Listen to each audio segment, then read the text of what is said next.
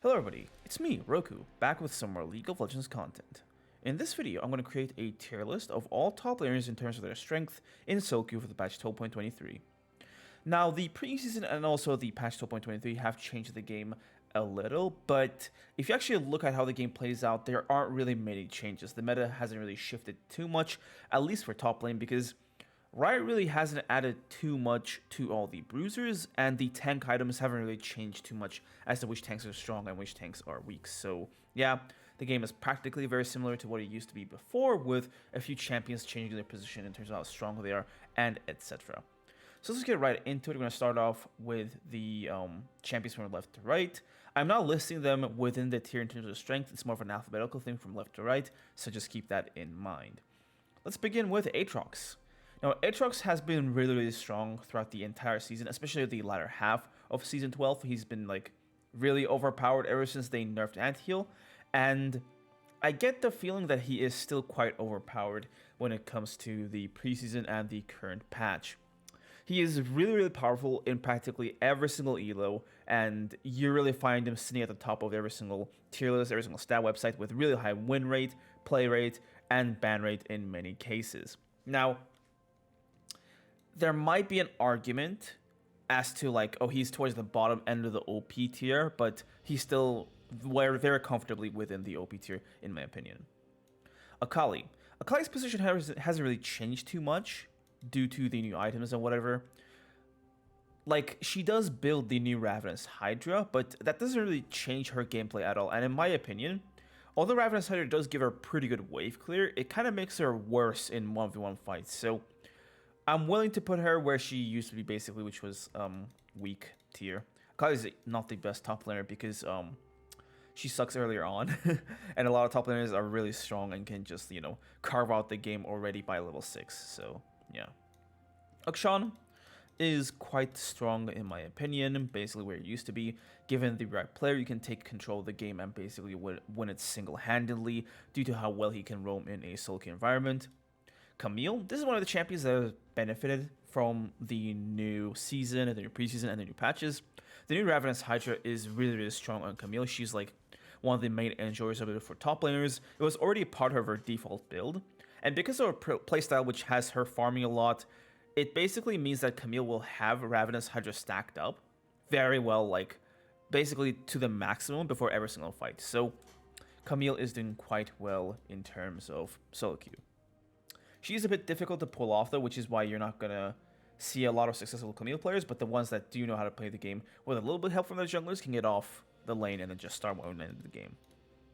Cassiopeia hasn't really changed too much. She basically exists as like a counter pick, right? She does scale quite well and can get a lot of work done if the game is correct, but, you know, lots of ifs in there. Cho'gath is pretty terrible. The modern top lane has too much mobility, has too much just things going on, and for an oldish champion like Cho'gath, who's slow, who's relying on skill shots to do things very slowly and deliberately, he just cannot keep up with a lot of these characters. Darius. I'm very tempted to put Darius into the OP tier, but from what I've played and how the game has been feeling in the new season, preseason, whatever, he kind of feels like he's like just below OP tier, right? I'm putting him in A tier, but he's like just at the threshold of being S tier. So like that's how he's been feeling, right? I feel like the new season being like changed has led to a few champions getting stronger that kind of messed Darius up, some bad matchups. And as the preseason plays out, I feel like these matches will just they will get played more and more. So I have to deal with them more. So like Darius is not going to be as great as he was in the end of season 12, but I still think he's quite a powerful champion. Like he's just at the end, like at the border of this, if that makes sense. Dr. Mundo. Mundo got a massive sort of rework, kind of, that makes him really strong in all the low elos. Like he's good up until Platinum from all the stat websites, and even like from seeing him play, he's like a lot better at laning and etc. However, due to the fact that he's like as a champion not so useful, Mundo's never going to be a champion that's too like useful in high elo, right? So since like he's basically just worthless in high elo. I can't really, with good faith, put him any higher than the weak tier. He's a low elo exclusive champion. Fiora. I'd say that Fiora is the best champion in the game right now for top lane. She's absolutely loving all the new changes. Like, she loves Irelis Hydra. She loves Spirit Shojin as well. It's like, the items have benefited her quite a bit. And she was already strong to begin with. And now she's just like, basically the best top laner at virtually every single elo. So she's a definite pickup if you know how to play her, if you want to get some quick free low LP. Gangplank has been terrible for a while, and I feel like he needs a few buffs to get back to his former position in the balanced tier, right? That's what he basically used to chill, just being a solid top laner for skilled players to just pick up and hold the lane in, but that's no longer the case. Garen's been suffering quite a bit, in my opinion, actually. Even in super low elo, where you would expect him to basically be one of the best champions, he's like, if we had a tier list for low elo only, he'd be A tier in hyper low elo, which is crazy because that's all Garen does. He's a great low elo champion. So he's worse in low elo, and as we all know, Garen just sucks in high elo. So Garen's definitely gonna need some sort of buff or some sort of change to his kit in order to get him to be more useful. Gnar, there's not much to say with Gnar. Good old jack of all trades champion, can get a lot of work done.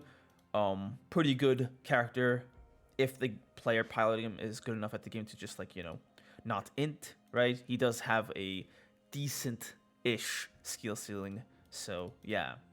Gragas, I'd say is also in the balanced tier. Really great laner, right? Can get a lot of work done. I wouldn't say like the new changes have impacted him quite much at all.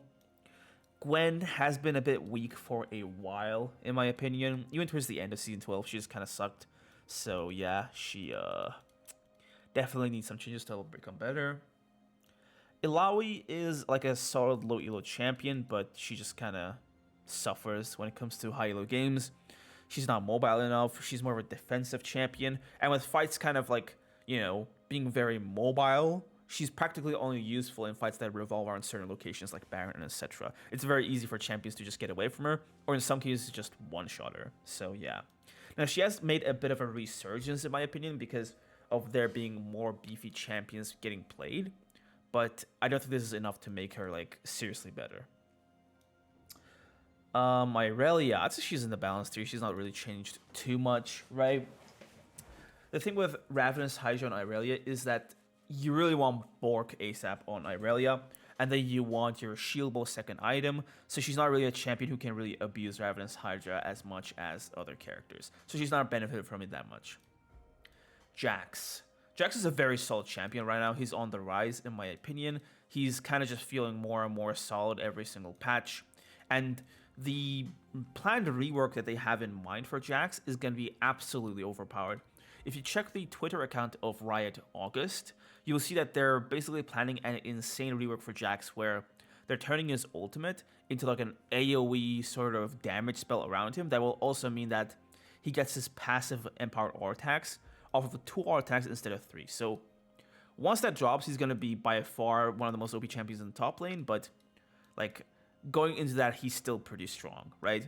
Now you might wonder, why would Riot do that to Jax, even though he's like a perfectly fine, often played champion? Then I would have to answer you with, that is a question for God, not me, because only God knows why Riot does the things that they do. Jayce has been terrible for a while. Like he's been just unplayable, and they desperately need to like buff this guy up because he just sucks.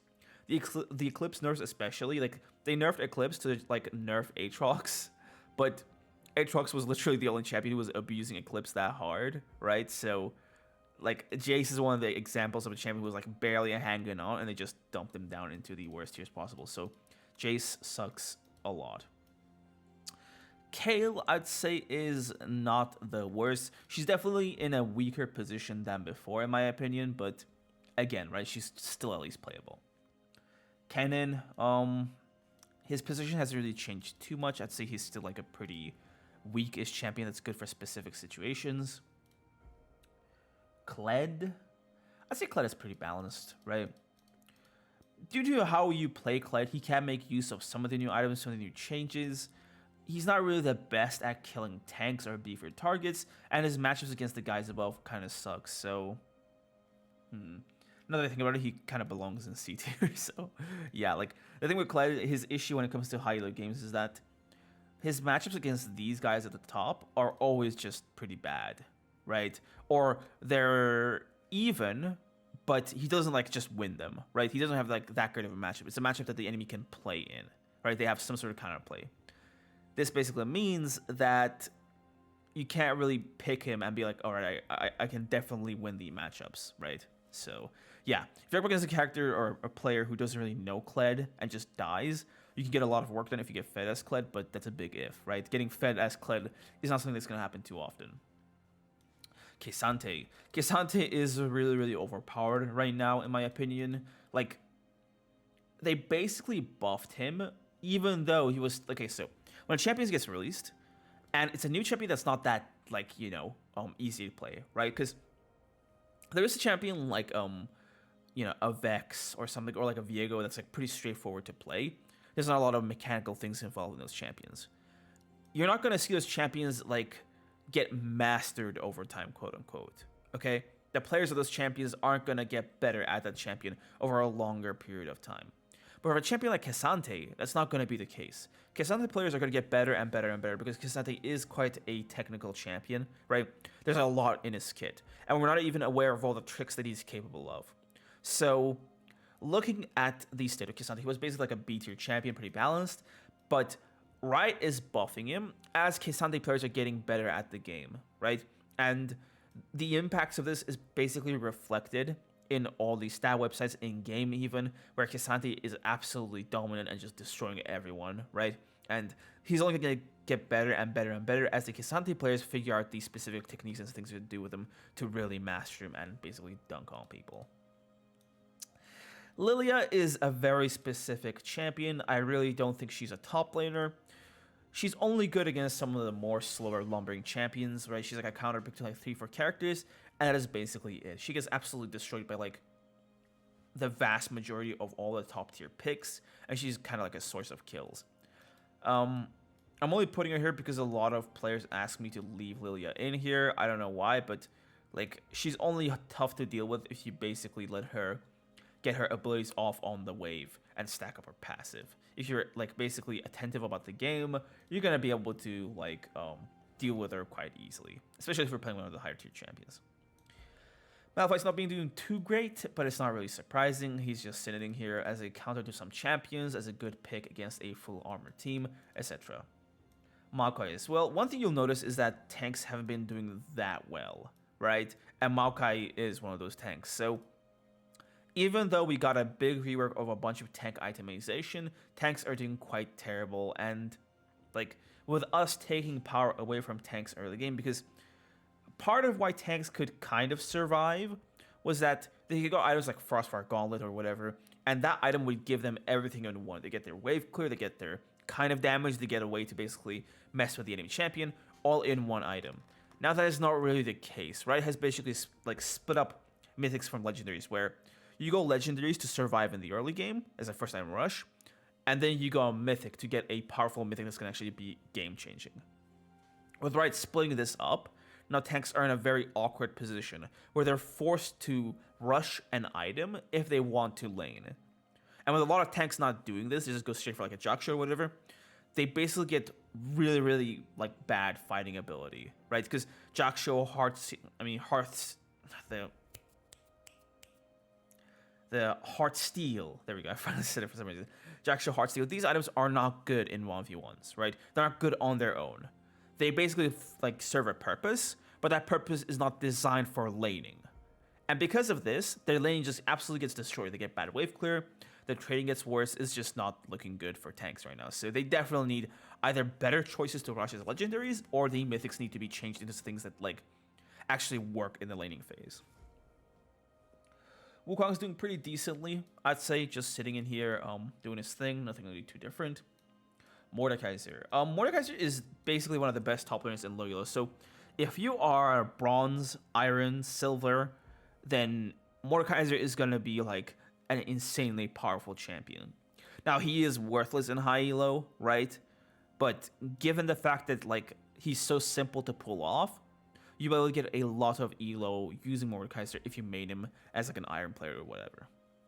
Nasus kind of just gets on the same boat as the low elo champions, where you can get a lot of work done in lower ranks, but he kind of just starts suffering in high elo, where, like, playing Nasus against a team that's going to protect their ADC is just an absolute nightmare, because all you do is just walk and auto-attack people. Olaf is, I'd say, been, like, slowly but surely getting weaker, right? When they did the rework freshly, he used to be one of the most OP champions in the game, but through a bunch of nerfs and a bunch of changes, he's now in B tier. The main issue with Olaf that I see is that, like, getting to your level 6 is actually not, like, as much of a smooth ride as before, right? You're gonna have serious issues getting your level 6 against a lot of these champions who, like, can really mess you up. Like, if you go up against the K'Sante, for example, theoretically, and Olaf should be able to absolutely destroy K'Sante, right? But K'Sante can get so much done before level 6 that it's going to be kind of like a pain to actually just put him down and kill him before he just, Qs you, whatever, and just, like, dashes away with his abilities. So Olaf has a lot of issues in the early stage of the laning phase, which is why he can't really more comfortably get past his level 6 and actually start playing the game, because Olaf with his ultimate is, like, quite terrible. Ornn is basically just the best tank in the game because of how good he is for solo queue. He gives free gold value to his team. He is one of the tankiest tanks out there because of how much he multiplies the stats that are on himself. He has great trading, and he does a pretty good amount of damage for solo queue, and his ultimate and his abilities are just great for team fights. He's a bit of a, he has a bit of a skill curve in that you have to actually pick him up and learn him, but once you get the hang of him, it's just like, you can pick him into anything and still do quite well for your team. Pantheon's quite decent, right? Nothing has really changed for him. He does suffer because some of the matchups that, like, can kind of mess him up have gotten stronger, right? I will admit that, but I think there's still a lot of work you can do as a Pantheon player, especially if you win earlier on. Poppy, just a very specific champion for countering specific types of teams, specific champions. Not really a champion that's going to be performing too well. But, like, if I want to explain Poppy, there's a lot of crazy things going to pull off. It's like, you wouldn't even know. Like, you don't even know if that's possible, right? So, yeah. Quinn is a decent champion, in my opinion. If you get the right matchup, you can get a lot of work done with her ultimate and roaming. But, yeah, that's not much to really say. Rammus is a hyper cheese champion. He's essentially what Sion used to be, if you remember the whole split push Sion thing. So, yeah. Obviously, he's not nearly as strong as doing the proxying as the old proxy Sion, but there's still a lot you can do because, like there are a lot of games that proxy is quite strong in, and Rammus is another champion that can proxy. That's basically it. Renekton. I'd say Renekton is kind of in B tier. You're really banking on Bork and Prowler's Claw, pointing at an ADC, WQ, and they're just dead instantly. That kind of gameplay, right? But, yeah, aside from that, Renekton is not as good in lane as some of these other champions. He is quite powerful because of his point-and-click CC, which can get a lot of work done if you have, like, a jungler. So if you're a duo queue, Renekton is one of the best top laners you can have. He can have prio, he has good CC, and he's quite a generalist champion. So, yeah, pretty balanced, pretty strong. Rengar. I'd say Rengar is, I'd say if you know how to play him, right? If you're a one-trick, Rengar top one-trick, he's quite, like, balanced, right? Quite versatile, quite, like, good at filling the need that his team, like, requires, right? Doing what his team requires him to do. He does have some matches that he just completely despises, so yeah, and those matchups are quite strong. So unless you heavily one-trick Rengar, you'll get absolutely eaten up, which is why though he is, like, B tier balanced, I would heavily recommend against playing him unless you know what you're doing. Riven, A strong tier. I'd say she borders kind of like Darius, but she's definitely a solid A tier champion, right? I think if you'll wait a few more patches, Riot will accidentally buff her E or whatever, and she'll be S tier, like usual. Rumble. I'll put him in D tier. He doesn't really belong in top lane anymore. Rice sucks. Sejuani top, in my opinion, kind of has been terrible. Like, ever since like she started getting played more popularly, people kind of understood how to basically kill her. And the people playing Sejuani didn't really come up with any ways to make the champion work, right? Because, like, the type of people who play Sejuani top the type of people who play Sejuani top aren't exactly top laners. It's like if a jungler gets filled top, so they play Sejuani, Ignite, and Teleport, and basically just play for cheese trades into some cheese kills with a jungler, and they kind of act as like a pseudo jungler, just going around the map getting a bunch of kills. Sejuani doesn't really have a massive player base in the top lane, which is why when people start to basically beat Sejuani top up, there's not really been a lot of effort to come up with a way to play Sejuani top that's like, you know, playable. So she's basically getting worse and worse and worse. And in my opinion, once we get to season 13, she's not going to be a top laner anymore. Set's doing alright, I'd say, but he's certainly in a worse position than he's ever been. In my opinion, Set used to be really powerful, but now he's just kind of struggling. He really, really needs buffs. And I'd say Set is at like the very edge of balanced, where it's like a few more bad patches and the meta evolving in a way where he just like, you know, where Set just sucks, he's going to be a weak champion, right? So for now, he's balanced, but keep in mind he's like over the edge here. Shen's quite strong, right? There's nothing really to debate that. It is like a solo queue tier list, so Shen's always going to be super powerful. Singed is going to be here on balance, one of the proxiers, the OG proxy champion. So yeah, B tier. Sion, I'd say, I haven't really seen too much Sion lately, if I'm going to be honest. In terms of the new items, like, he kind of runs into the same issues with the new items the other tanks do, right? So I wouldn't say he's too much stronger than before. So I think he's in C tier with the rest of the beefy tanks. Tahm Kench, I don't really know too much how strong Tahm Kench is, in my opinion.